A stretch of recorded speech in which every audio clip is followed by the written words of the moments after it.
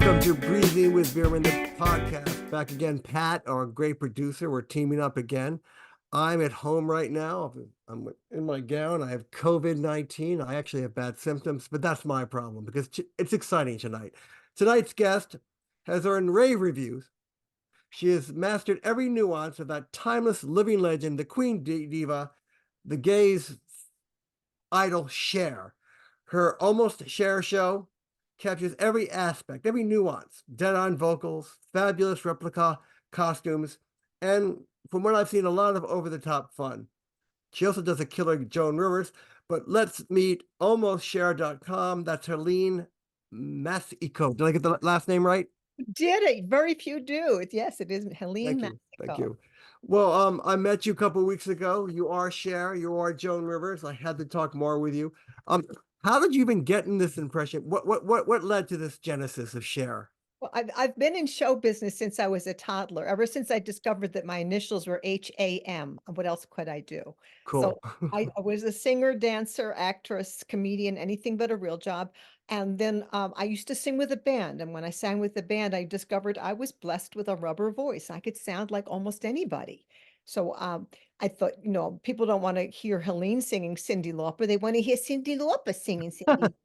And they don't want to hear me doing Barbra Streisand. They want to hear Barbra Streisand doing Barbra Streisand.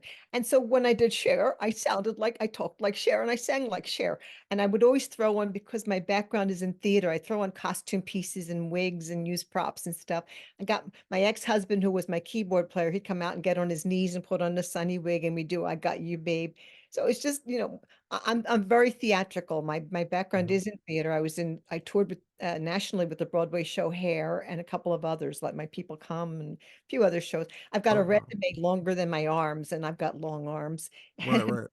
What uh, was that? Well, Hair was the late 60s, early 70s. So you were playing, right, yes, yes. It right, was all right. the way in the late 60s. My tour was in the early 70s. We went Hmm. all over the country and into Canada and Mexico. So Wow. I've been naked all over the I was country, about to say that. and I still have that costume. It just doesn't look the same. You look fine. Are you proud that you were naked? Are you proud of your body back then and now? You Oh, got naked? very much. And now, considering that I'm way up there in years, I'm pretty proud of myself because I became a personal trainer at very late in life. At the age of Wow. 58, I became a certified personal trainer. At 61, I became a Zumba instructor because I said, I'm fighting back. I've got to maintain because it's got to keep running for a long time.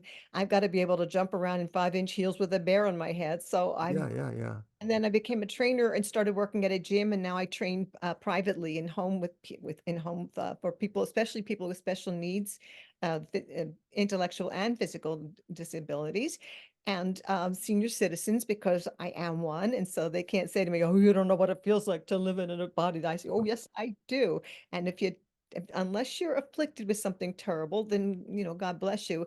But otherwise, you got to maintain. You got to work harder as you get older Mhm. to keep it looking good, feeling good, and moving, functioning well. Yeah, I So saw that Diana Nyad movie. She was a long distance swimmer anyway. And I remember at 61, she was bored with life and she said, I'm going to swim from Cuba to Mexico. And after the fifth attempt, she made it. So I guess you're right. Use it or lose it. I mean, it's more important as you get older. Most people, as they get older, they say, just going to sit on the yeah, couch yeah. now. I'm old now. No, no, you got to work harder than ever because if you want to keep going, if you And want we the might live until 90. Now, these people I'm are living 90, so 95, 100. young. I plan on living to be 140. But have you torn anything? Still, I mean, there's some things you got to watch out with age, no matter what. Do you warm up? I I mean, warm up, I exercise. I do 60 squats while I'm brushing my teeth every oh morning. my God. It's just Wow. become a habit now. The toothbrush gets turned off. Well, 2 minutes of this, I'm not just going to stand here and let the toothbrush do its thing. So I start doing squats. Mhm. Hang on to the edge of the sink to keep my balance and to keep my form so that my legs are at 90 degrees, because that's important. You don't Right, want right, right. I all your can tell knees. you're a trainer. I mean, I like the way you do two things at once. It's true. You can incorporate everything into your everyday life and get things done. And Uh, I go to the gym a couple times a week, and I train people in home. And when I train people with intellectual disabilities, I have to do everything with them so they can mirror me. I can't just tell them what to do. So I'm getting a workout in when I do that as well. And I think we have a mutual friend, Sharon Alice Mary, who Yes, we do. That's how I met you. I Exactly. we Why met. she has intellectual disabilities? No, just joking. Sometimes, or I do sometimes. It's by choice. She acts But weird like I do, but that takes I a lot. have I wouldn't have the patience to her now train them. too. I wouldn't have the train. How do you find the patience to train people with intellectual disability? I just wouldn't. I don't think. I am very, very patient. I have 3 children and 2 grandchildren. I have a lot of patience, and people always say, "Oh my gosh, you're so patient. You're so patient." I said, here's the secret. I don't have to live with it 24 hours a day. Like the parents and the caretakers, Mhm. siblings of these people, this drives me out of my mind. But I said, but I'm only here for a couple of hours, and so Right. You could also, I can be as patient as if it were my child, and I love and adore this child, and then I can just go home. I don't have to deal with it for 24 hours and gotcha. be like, oh, I can't take anymore. You can compartmentalize, and also you could probably beat them up. I wouldn't want to mess with you. Oh no, I'd take you outside and rough you up in a minute, and you'd like it. You'd thank me. So let's go back to the 70s, though. We talked earlier, it was sex, drugs, and rock and roll. You're in the 70s. You're traveling in a band, you're doing hair, you're doing plays and everything. And was it a great time? It's It's been the great memorialized of now. my life. I went to Catholic school for 12 years. And Oh. when I got out of school and when I got away from home, I had to run away from home when I was 21. I was raised like a veal. My father was a Dad was a Philadelphia police officer, so he knew what was going on. My mom was very, very strict, and I was not allowed to go anywhere or do anything. So at 21, I ran away and I said, "I'm going to start living now," and I did. And then I got into my first New York audition was Hair, and I thought I was a nervous wreck. My knees were literally knocking, but I thought, well, I've got to get New York out of I got to try it. I've Right. done so much local stuff, regional stuff, and things like that. I said, I want to go to New York and try out for something.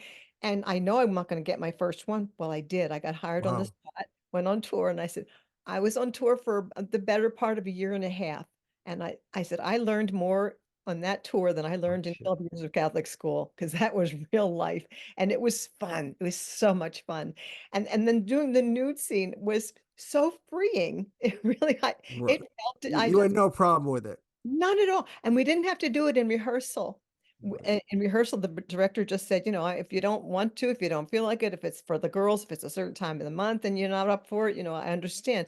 But Mhm. I'd like as many people as possible out there because it was very symbolic. And it was nothing sexual. It was all about being innocent and childlike. We were little hippie kids like flowers growing up out of the It ground. helped sell tickets too. It was part of the Sure attraction. It was did. a happening. Yeah. Did We your parents like lock you out? Were you disowned though? What happened? My dad had passed away. He was Oh, killed sorry. in a Okay. car accident tragically when he was very young, very strong, very handsome police officer, and we thought he was gonna way outlive my mom.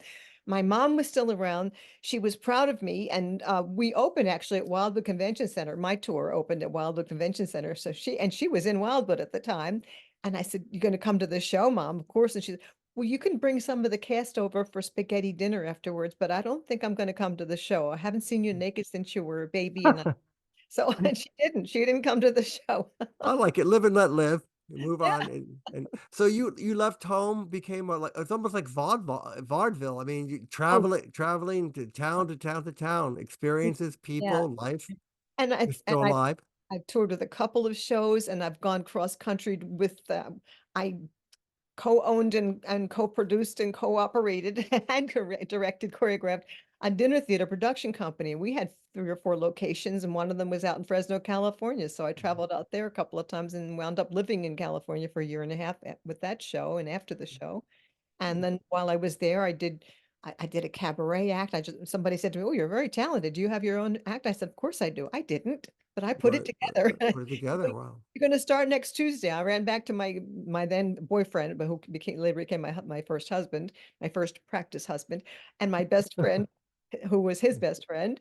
And I said, "Okay, you guys," they were both musicians. I said, "Teach me everything you know. I'm going to teach you everything I know because we've got an act to do. We start Tuesday." And so Wow. we called ourselves Actors Anonymous. We did this cabaret act. Then I opened for, I don't know, only the older crowd that would remember Rosemarie and Maury Amsterdam from the Dick. Oh, they were on the Dick Van Dyke Show. Yeah, they were They're stand-up comedians. I opened for them. I did my own one-woman show. It was like a Broadway show called Dear Mom, where I was telling my story about a girl trying to make it on Broadway and telling her story by way of letters home to her mom. So Mhm. I did. How were they able to work with you? Always wonder what they were They like behind the were the scenes. sweetest, They nicest were sweet. people. Oh No my gosh, pettiness, they no they were insanity. just as sweet and nice as they are. And I've met a lot of celebrities in my life. I've been Oh, very, tell us. Tell very, us very a little guy. Before we get to shit, tell us. We always want name dropping. Oh Like who have gosh, you run into? well, my bosom buddy, and I'll explain that to you privately. I don't know if I should. I'll tell you on the podcast. Whatever you want to do. My bosom buddy was Michael Jackson, and I met Cher. I met Steven Tyler hit on me. Steven Mhm. Tyler of Aerosmith. I was at a convention, and You're much prettier than he is. I'm sorry. I don't I know what he looked like back then, but I think he's gorgeous. I still think he's gorgeous. I like him. But I just was like, no, I'm not going to be another notch in his belt. And I was married at the time. And then later on, I thought, well, hell, why didn't that would have been such a great story. And the practice husband. my first practice husband, I've had two. I haven't gotten it right yet. But my first practice husband was a very open-minded kind of guy. I mean, he probably would have said, Steven Tyler was in that same place where I am. Go, well, all He's right.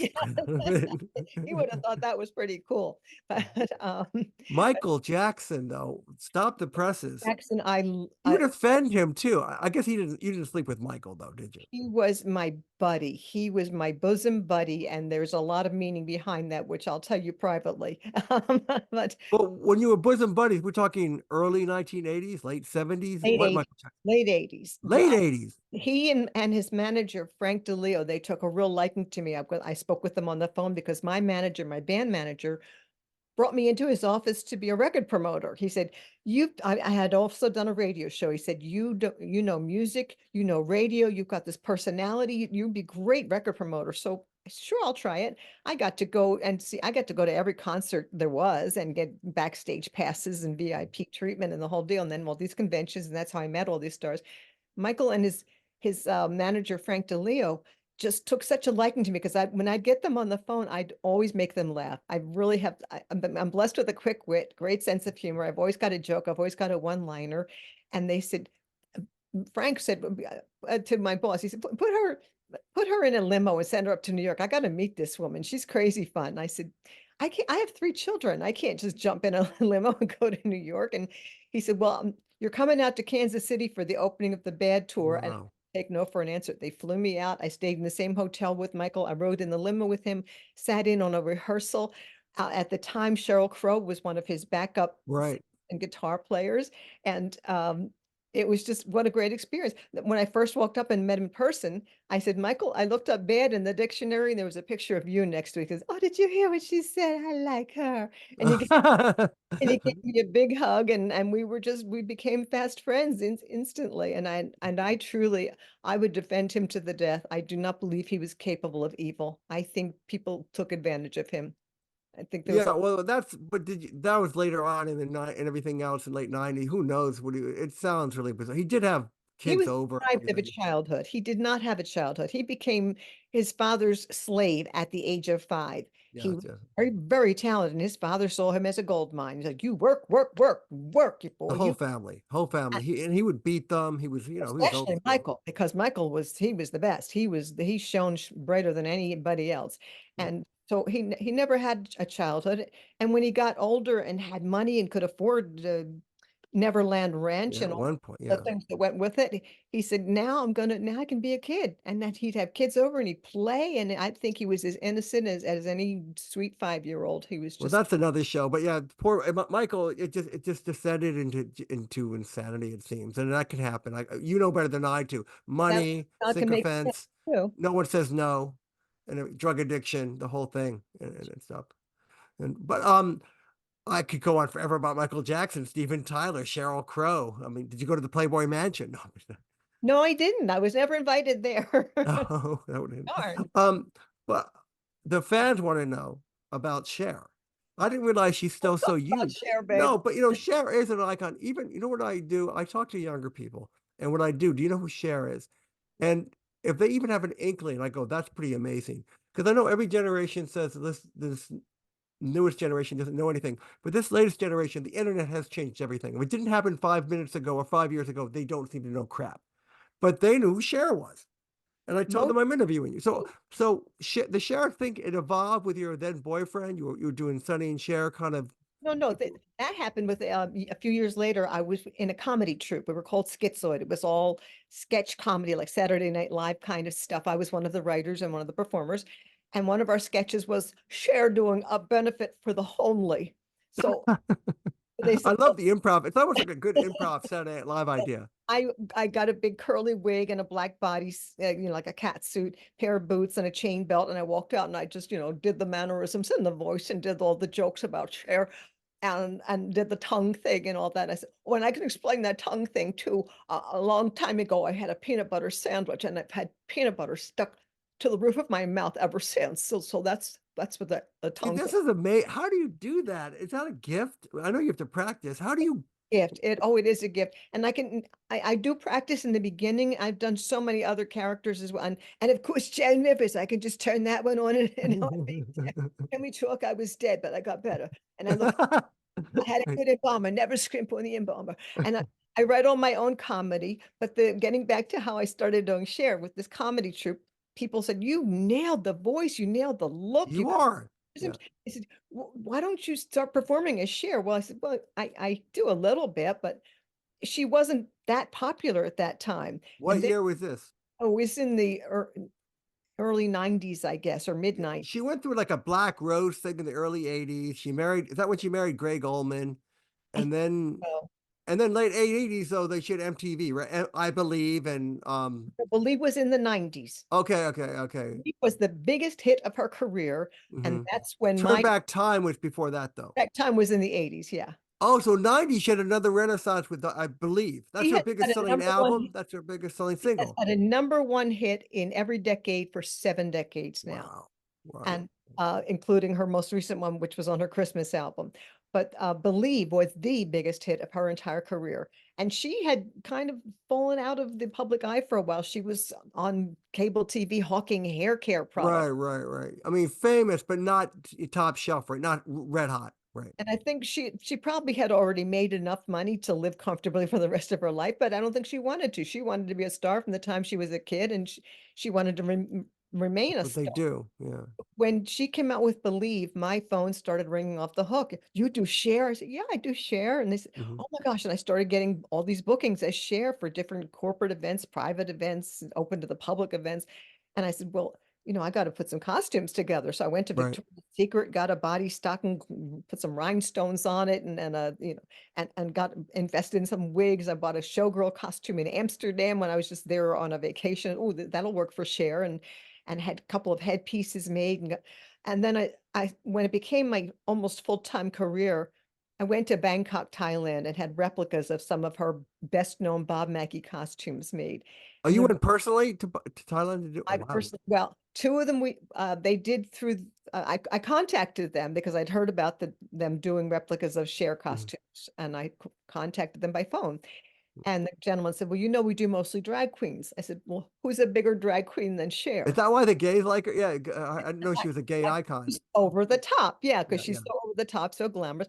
I am often asked three questions. Is it a real woman? Is she really singing? And are the tattoos real? And I always tell them yes, yes, and no. Because I do have a couple of tattoos, but the ones on the Right. butt are painted onto a body stocking. And she was famous for her butt tattoos. And I make a lot. Right. And Turn Back Time on the Navy ship, she showed Yeah. that. Right. I saw that in my research too. But so is there any copyright problems you have to do when you do share? Oh, How no, does no, that 'cause work? I'm an impersonator. I'm not claiming to be her. If I went out and called myself Cher, I get in big trouble. I had a friend who was a dead ringer for Robin Williams, and he got in trouble because he looked so much like him and he kind of went along with it and pretended to be him. You can't do that. That's why I call myself almost Cher. Right.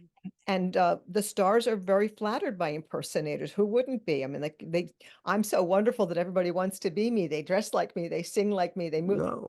They try to imitate me. That's the highest form of flattery. So And people pay you. It's sometimes it could be kind of expensive to go to Las Vegas, pay your ticket. They can see you at a more exactly reasonable price. And when that I is a compliment. People still want to see her so badly. They want to see you. And a when compliment to you though. I send out my proposals for things because I get inquiries and I send out a proposal and I tweak it. I've got a template, but I tweak it for each individual event. And in it, I mentioned that it's almost like seeing the real Cher, except a lot more convenient and a lot more affordable. Right, right. Do you want to show some photos or anything? Oh, you said you Well, had some photos ready? well, I do. I have this. I hope there's not too much glare on it. It still has the plastic. No, that's unbelievable. That's you? Yeah, that's How me. long does that take? You do put a lot of sweat equity into Two this. hours, 2 hours of makeup. Sweetie. Oh, And geez. then there's, I don't know if you can see that well enough. That's like the from the 70s TV show, Cher. That kind of, yeah. Did you think that show was funny in the 70s? I The love that show. goofy. That show was fabulous. That show was so funny and so entertaining and the costumes. Oh my gosh, I am such a suck. My life is costumes. I live Okay. in a big old 3-story house and people say, "Well, don't you want to downsize?" I said, I can't. I need all this space for costumes. I have every closet filled. I keep some of them just in suitcases by the door because they're the ones that go out most often. I have a basement that's got racks and huge Rubbermaid tubs full of costumes, props, accessories. In addition to Cher and Joan and other celebrities that I've impersonated, I've done hundreds of characters over the years. I have a rep, Voiceovers, cartoon. Have you done voiceover work, cartoons, I stuff have like done that? some voiceover work. I've done stand-up comedy. I've done, but the the agents, all of the agents in the country at this point, and know of me. They know that they can give me a theme, and I will come up with a costume, a character, and I can go into a room full of any type of person, any group, anywhere, and mingle and make them laugh and make them have fun. Yeah. Well, we Yeah. have some questions from the crowd, from Princetonians, because I'm doing this for Princeton. Okay. Um, how Hi. do you prepare? Excuse me? I said, hi, Hi, Princetonians. Princeton. Princeton in my little office here. Okay, this is from people on Nassau Street. I ask them randomly. I tell them who I am. Some people actually know me, but anyway, they said, "How do you prepare mentally for this show? You must put a lot of time and effort, sweat equity into it. Well, is there like athletes train before they get ready? Some zoom out, some zoom in, and I've been some doing take drugs. Share for 25 years now, so it doesn't require as much prep as it used to, but it Okay, is 2 hours of makeup. And then, I start speaking like her when I'm get back. into character, channel her or something. Yeah, kind of. I mean, but as you can see, I can turn it on and off almost instantly now. Yeah, The beginning, I had a gay friend call me up one time and said, "You got to watch this show called The Nanny." I said, "I don't care for sitcoms too much." He said, "Watch this show. There's a character you can do." So I was, more work, another character I can do. And I put The Nanny on and I started listening to her and I would listen to a line and I would say it. do it, please. Yeah, right. Mr. Sheffield. I knew you would like that. So I'm annoying myself already with that voice. So I would listen and repeat, repeat. And that's how I learned most of my celebrity impersonations until now I can just turn them on instantly because I've been doing them for so many years. And I've done shows where I've done like 5 or 6 different characters in the same night. And I have to, I go back and I change and I look in the mirror like, okay, who am I? I'm worried I'm going to go out and say the wrong voice. So It's character psychosis, but I mean, that's talented. You're like Mel Blanc. I remember Mel Blanc. He did Bugs Bunny or something. He could yeah, do like 500. what a genius he was. Yeah. Yeah, but And you sound that's my dream job. I would love more than anything in the world to be a cartoon character voice. And I can do so many different voices. I just don't know how to, I don't have is the it hard to get hired though? You have an agent and everything, and you're I so have an agent, talented. Is but there so many other people you have there's to compete against? for every job in show business, especially voiceover and film, there's 1,000 people who want it. Oh, okay. Got It's to hard know to get someone, through the right place, filter. right time, knowing people. It's really tough. But I just keep putting myself out there and just, Right. I've got a voiceover demo that I made that where I do like all these different voices and not even celebrity voices, just a whole bunch of different voices, starting from an infant on up to an old lady, Right. a sweet, loving mom, Okay. a sex symbol, and a little. I can do almost any kind of voice in the world, and I don't know understand why my phone's not ringing off the hook with. Yeah, yeah, yeah. Can you use that Philly accent? Use guy, if it was Oh, the no, I Philly. can do use guys. Yeah, I can talk like I'm from Philadelphia. I can do the hard O sound Oh, like oh, there it is. Oh, yeah. down. Oh. We're going to see the Stones. Uh, So yeah, I can do almost any accent. I give acting lessons in my home, and I teach things like that. I teach dialect. I have a young man now, and I've got him doing everything from Dr. Seuss to Shakespeare and everything in between. You got to. I like to think of myself as a chameleon actor, and that's Right. what I think we all need to be. I can do anything, but I can change my look, I can change my voice, I can be anything you want me to be. I can be almost any age. I had an agent one time call me and say, "So what characters do you do?" I said, "It would be easier to tell you what I don't do." I said, "Okay, what Right. don't Right. you do?" I said, "I don't do infants and fat black men, but give me enough time and enough makeup and but anything else, I can do it." Did you do Bill Clinton? I did not sleep with that woman. No. Oh, no, I've never even tried to do Bill Okay. Clinton. I'd have to work on that. Um. But I do No, no, a couple of male voices. sure. You know the song "I Will Survive"? I will survive. Gloria Gloria Gaynor. Yeah, Gaynor. Gloria Gaynor. Okay. I used to sing with bands over the years, and I was with a band. I got so sick of that song. My bass player, who's still now my sound man and my bass player when I have the luxury of working with a live band, and has become like my brother. I said, I am so sick of drunk women coming up saying, "Well, I will survive. Men suck. They're all." I said, I am just, I hate the song. I've gotten to the point where I hate the song. He said, "I got an idea. Let's have some fun with these. Give me a list of some voices you can do." So I gave him a list and he said, "I'll just call one out and you just change your voice." So I started singing "I Will Survive" in 11 or 12 different voices. And he'd call out the name and I would switch. And I started out as myself. I ended as Cher because that was my strongest one. In between, I did Joan Rivers and Fran Drescher and Tina Turner and Elvis Presley. I love that. Oh, Elvis Presley singing "I Will Survive." Go. oh, oh, no, not I will survive. And, and and Bob Dylan, "Go on now, go, walk out the door, just turn around." So Oh, he would just yell out oh, the name and I would change voices and I would go through about a dozen voices in one song. And people were like, then they were all coming and saying, "Do that song where you do all the different voices." And it's yeah. now I love it again. This is Because I great. have that irreverent kind of weird, what would Elvis Presley sound like saying I will survive? But you make it come to life. That's the amazing thing. Yeah. So it Well, happens. we used to do things like that with my band. My band with my crazy first and practice husband and I, we were very creative, very theatrical, very showy, lots of props, costumes, pieces, comedy stuff. Mhm. And then we would do things like, what if the Andrews sisters did a Eurythmics song? "Sweet Right. dreams are made of these. Who am I to disagree?" And people loved it. We would just take a song and say, how about what if this person did it or that person did it? What if it was in a different era? And Well, that sadly does not happen in Vegas. You would have Steve and Edie Gourmet doing "Maniac, Maniac." She's a maniac. yeah, it Robert Goulet or those people from that time or something singing those songs. Oh, this is too much fun. You make people laugh. You bring joy. I I it feel joy right now. it brings me such joy.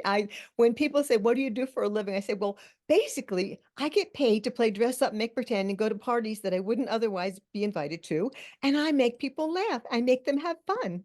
I have Hmm. a little side business when I book other people, I call my company the fun department because that's what I deliver, fun. Yeah, no, and people should have fun doing their work. And I gotta admit, when I first met you, maybe you were tired. You asked me 4 times, "When are you gonna?" What did you ask me? My phone number or something? I go, "Is she a casualty of the '70s?" Oh, no, I had about 5 glasses of wine by then. Oh, okay, that explains it. I mean, yeah, again, that could happen to anyone. That's it. Okay, got you. And stuff. But no, but you're not. I mean, In fact, yeah, that night, our mutual friend and her wonderful husband, Mike, drove me home. And thank God I only live a couple of miles, so they drove me home. They said, "You're not driving." I said, "No, I I, guess I'm not." I love the fact you still Didn't party be too. walking. Unabashed party. You want to have a good time. There's not, like you said, it's none of this. I'm older now. I have to act a certain way. What the hell? Just Oh, do what you need no, to do. I'm gonna be a child at heart as long as I can, as long as I live, and as long as God blesses me with the strength, energy, and ability to do all the physical things that I have always done, I'm gonna do them. And the truth of the matter is I can do everything did 20, 30 years ago. Most of it I can do better now. And because since I became a personal trainer, I have less joint pain and less stiffness Wow. I had 20 years ago. I'm like, because now I know what to do and how to do it and how to prevent that from happening and how to deal with it when it does. You're an Most, inspiration. I mean, you are an inspiration. It's becoming like a fan club. That's inspirational to people, though. Also, like you said, it's not an excuse anymore to say I'm 61. I can't do this. Yeah, right. no, Yeah, no. you have, and people, "Oh, I have arthritis." I am so riddled with arthritis, but I just don't let it slow me down. I'm like, Right, right, right, "You're not right. stopping me. I got to keep moving. Got to keep moving." I'm When too you big. did that show in Vineland, which I wanted to go to, but my wife wanted to go to a party. How Oh, long were you on the stage for? they tell me it was almost 3 hours. Now I could do Jesus. a 3 or 4 hour show, but that one was supposed to be a 2 hour show, but it went a little long. But people enjoyed it. Mhm. And And you didn't have Steven Tyler's baby. I just want to make sure. I don't think so. Let me Try check. to sneak it in. I'm sorry. Okay. If I don't ask these questions, that people will be mad at me. What has been the most rewarding moment of doing Cher or anything else? Did you ever like a fan like just come up to you and say, "You've just made my life. You made my day," or I have, yes. Now people ask me what's your which job stands out as they were all great. They're all great in different ways. 3 days after the big one in the theater, I did a show in somebody's living room, and it was just as rewarding because they loved me. They just absolutely adored me. And I brought in my own spotlight operator. I make it very theatrical wherever I go. Changed in their bedroom, came out and performed in their living room. It was wonderful.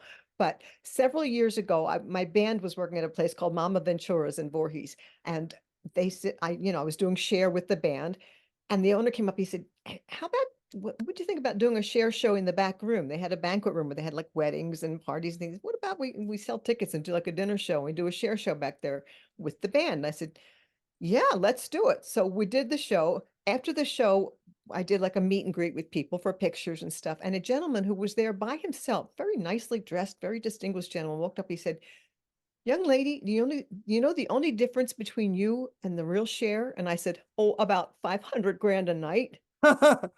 And he said, "A break." And I just looked God. at him. He said, "If you had met Sonny first, Cher would be impersonating you."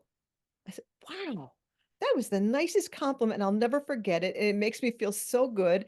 I still don't get paid like her, but I still, but I love her so much. I mean, I love him so much for saying that to me. And I do love her so much too for being her and giving me this opportunity to be almost her and make a living having Mhm. fun and playing dress up. It's a lot of hard work too. And Oh, I imagine. people ask me if they look at me in the costume, is that comfortable? I say, if I'm not in pain, I'm not in costume. Not sweaty. I've We got, have 5 minutes. We have to wrap up. oh, oh, Quickly. Have you met Cher? I know I asked you that, but I I forgot. met her years ago before I was impersonating her. Okay. When I was working with my then manager and doing record promotion, she was at one of the conventions. I walked up to have a picture taken with her. I stood next to her and I looked at her. I said, "You look like a freaking goddess. You don't have any pores in your skin." And she said, "Oh, Mhm. thanks, babe." And then she gave Thanks, me, babe. "Oh, thanks, babe." And I said, "Well, she can afford to not have any pores in her skin. I have to do things the hard way. I use tapes to lift my face up. I do contouring and highlighting and so much Wow. makeup. I glue all these lashes and jewels and glitter, but whatever you got to do." Well, can you give us promote yourself? How can people reach you, talk to you? What's up? Almostshare.com. Pretty Pretty easy, simple. pretty hard to remember, pretty simple to remember. And almostjoan.com is my I Joan. want to go see your show and I want to talk to you again. Well, I'm working on, in fact, Sharon, our mutual friend, is redoing my website for me because I'm a Flintstone. I don't know how to maintain a website. I got it up there by some miracle, and I said, okay, I can't post. I don't know how to post like my upcoming schedule, things that I'm doing that are open to the public and that sort of thing. Um, so she's going to do that for me. I'm going to talk to Sharon and make sure And, it gets done and bring my wife, and she has to have a real Cher performer. Or she loves, we both love Joan Rivers. We used to watch the fashion, what was that thing she did with fashion? She was so oh, the funny. Fashion Police. Yes, Yeah, yes, yes. she was great. Yeah. Oh, but she was Kim Kardashian. She has an ass she could serve tea on. Shock. It's Chris Brown with Rihanna beats me. Anyway, That's a good one. no, that's what she said. I remember that, but Oh, you do I it much didn't better. hear that. Well, I want to thank you, Helene, almostshare.com. And you're a talent, you're a treasure, you're New Jersey's, Pennsylvania's finest, and I hope we get together again. Oh, thank you, Adam. I'm a lucky bitch is what I am. And and that I love what I do and thank you very much for this. and that's been another Breathing with Bierman.